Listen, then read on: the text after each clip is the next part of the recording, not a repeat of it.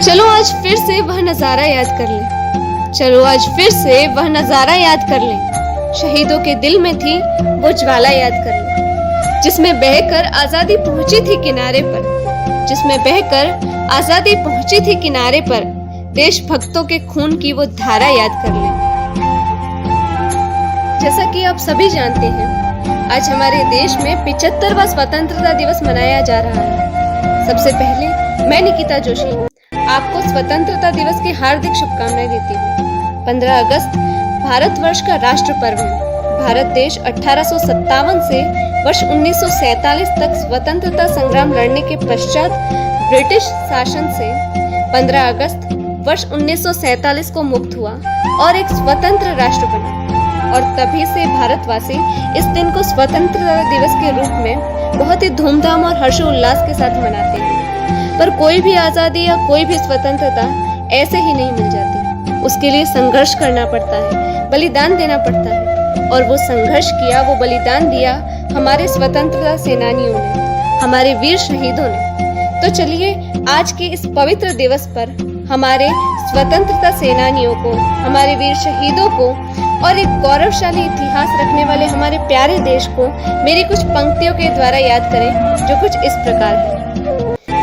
आया है फिर से वही पर्व जो आजादी की याद दिलाता है। आया है फिर से वही पर्व जो आजादी की याद दिलाता है। जिस दिन हमारा राष्ट्र ध्वज झूम कर लहराता है, जिस दिन लाल किले पर जोरों से जन गण मन गाया जाता है, जिस दिन लाल किले पर जोरों से जन गण मन गाया जाता है, उस दिन हर कोई भूल सब कुछ मिलकर राष्ट्र पर्व मनाता है। आज हमारे प्रधानमंत्री राष्ट्रीय ध्वज फहराते हैं।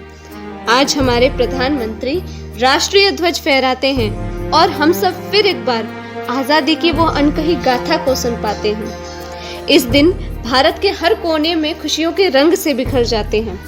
इस दिन भारत के हर कोने में खुशियों के रंग से बिखर जाते हैं। स्वतंत्रता दिवस पर सब हिंदुस्तानी वीरों के अफसाने सुनने लग जाते हैं। जिस 16वीं सदी में अंग्रेजों ने भारत में पैर जमाया था, जिस 16वीं सदी में अंग्रेजों ने भारत में पैर जमाया था, तब से 200 सालों तक हमें अपना गुलाम बनाया था। वीर शहीदों ने फिर असाधारण आंदोलन जो चलाए थे, वीर शहीदों ने फिर असाधारण आंदोलन जो चलाए थे, उनके कारण ही तो हम 15 अगस्त 1947 को शान से तिरंगा लहरा पाए थे। कारगिल युद्ध में भी तो सेना ने शौर्य से नया इतिहास बनाया था। कारगिल युद्ध में भी तो सेना ने शौर्य से नया इतिहास बनाया था। एक एक जवान ने दर्जनों घुसपैठियों को मार गिराया था। हर साल न जाने कितने जवान तिरंगे में लिपट जाते हैं। हर साल न जाने कितने जवान तिरंगे में लिपट जाते हैं। तिरंगे को अपना कफन बना गहरी नींद में सो जाते हैं। इन शहीदों का ऋण हम मरते दम तक नहीं चुका सकते हैं। इन शहीदों का ऋण हम मरते दम तक नहीं चुका सकते हैं, जिनके कारण हम खुली हवा में सांस लेते फिरते हैं। सोचो हम कितनी आसानी से जीवन अपना जी लेते हैं। सोचो हम कितनी आसानी से जीवन अपना जी लेते हैं।